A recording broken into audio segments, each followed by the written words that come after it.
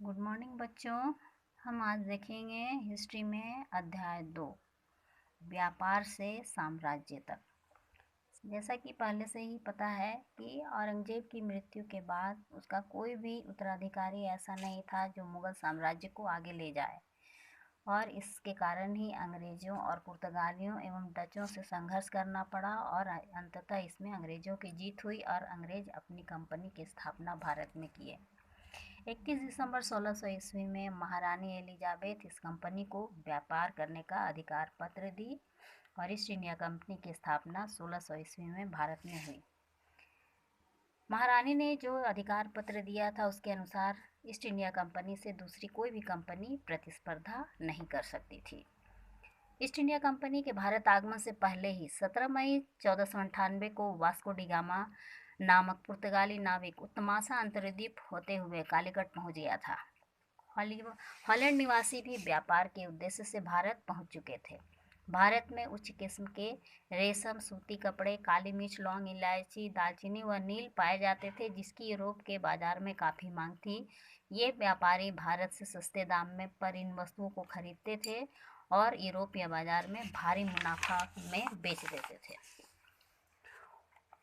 इसके बाद कंपनी की गतिविधियों हम देखेंगे कि ब्रिटेन के सम्राट जेम्स प्रथम ने 1608 में कैप्टन हॉकिंस को राजदूत बनाकर जहांगीर के दरबार में भेजा था। हॉकिंस अपने प्रयास से सूरत में व्यापारिक कोठी खोलने में सफल रहा।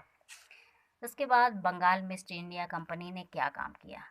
शाहजहां ने पुर्तगालियों से कुछ क्रोधित होकर उन्हें बंगाल से बाहर कर दिया तथा अंग्रेजों को बंगाल में सीमित क्षेत्र में व्यापार करने की इजाज़त दे दी।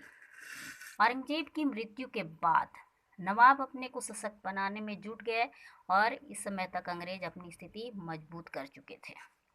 बंगाल और नवाब अंग्रेजों दोनों के अपने अपने तर्क है, दोनों एक दूसरे को नीचा दिखाने की कोशिश करने में लगे हुए थे और ये नीचा दिखाने की कोशिश के कारण ही टकराव इतना बढ़ा कि यह युद्ध तक पहुंची और यह युद्ध थी पलासी का युद्ध।